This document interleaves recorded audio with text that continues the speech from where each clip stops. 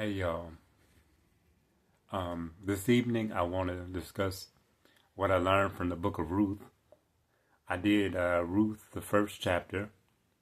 I looked up the name Ruth, and I believe the site is called bump.com, and it said that the name Ruth means friend. And some other sites, I think it was Google AI, said that it means friendship or a compassionate friend.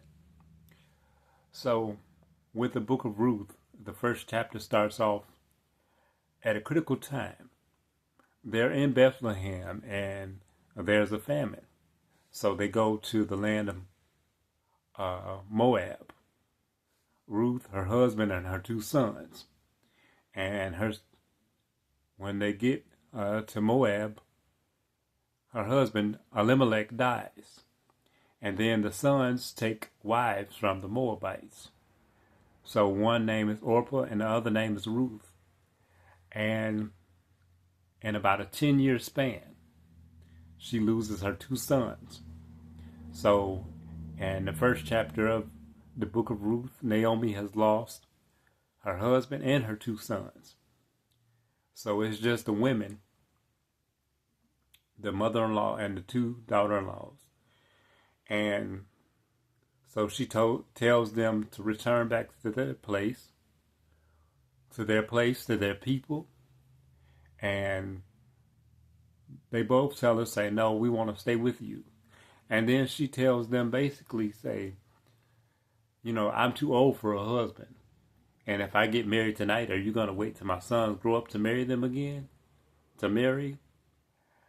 So Orpah turns back and kisses her mother-in-law goodbye and go back to her people and back to her gods. But Ruth does something unique. She says to her, say, no, I'm not going to do that. Basically, in so many words, you can stop telling me to go back because I'm not doing it. Your people are going to be my people.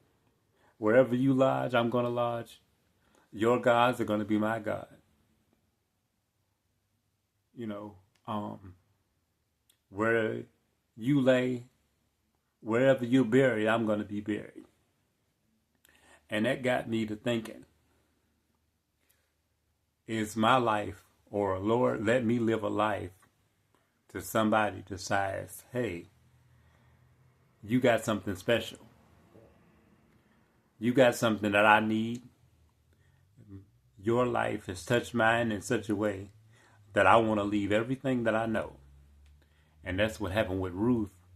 She was willing to leave everything that she knew, everybody that she knew, to follow Naomi.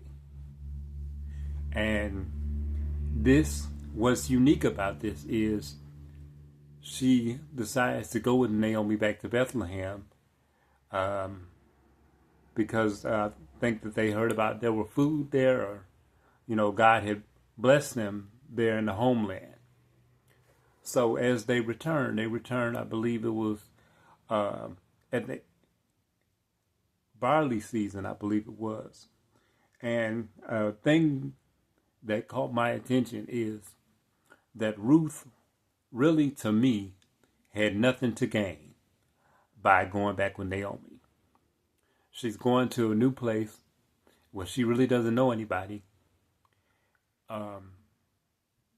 But she decides to go back. And that shows the compassion side of her. That shows that she's a real friend. Naomi's at a low point. She's older. She doesn't have a husband. She doesn't have any sons. But Ruth decides to say, hey, I'm going to stick with you. I mean, and in today's times, I think that we have people that'll say that, but not many people will follow through. And that's the unique thing about Ruth, or the special thing about Ruth. She was willing to follow through, say, I'm not going to just leave you. Naomi's at a vulnerable state. A lot of people will be with you in your best time, but not a lot of people will be with you in your worst time. And that's what Naomi was. She tells them, don't call me Naomi, call me Mara. And from the footnotes from, I think it's Bible.com or Bible.org, Mara means bitter. So she's in a bitter moment. And Ruth still decides to stay with her. I mean, that's an outstanding person. And that makes me think, what kind of relationship did they have within those 10 years? That the mother-in-law had such an impact on her daughter-in-law that she decided to leave everything.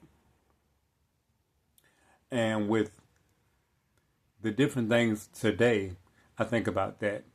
We hear in TV and things like that, the mother-in-laws and the daughter-in-laws don't get along. But this is an example of a mother-in-law and a daughter-in-law getting along. And it shows the closeness that just because, you're in-laws, that doesn't mean that you can't get along with one another. And if I was, looking for a person, as far as me being a single man and looking for a wife, I would look for Ruth or a person like Ruth. Just an example. I know I can't go back to meet her from the Bible, but those characteristics of a person to say, hey, I'm with you, no matter what. I mean, and this is in the low state, not in the time of money or time of wealth. This is at her lowest, when Naomi's at her lowest. If a woman says to a man, I mean, just take it away from the mother-in-law, just take it just in a natural relationship. A woman says to a man, say, I'm with you. No matter what happens to you, no matter where you go, I'm going to stay with you. I mean, that shows commitment. And people and relationships and families and businesses and things like that, to me, we don't see too much commitment anymore. We see the person with you in the good times, but they don't stay with you in the bad. Everybody can be your friend, and this is my opinion. When the times are good, the money's good, the food is good, you pleasant and have smiles on your face, plenty of money in your pocket. But how many of them will be with you when you don't have that? And if this is the first chapter, I'm just thanking God and seeing how we're going to do and break down for the next one. So stay tuned for chapter 2.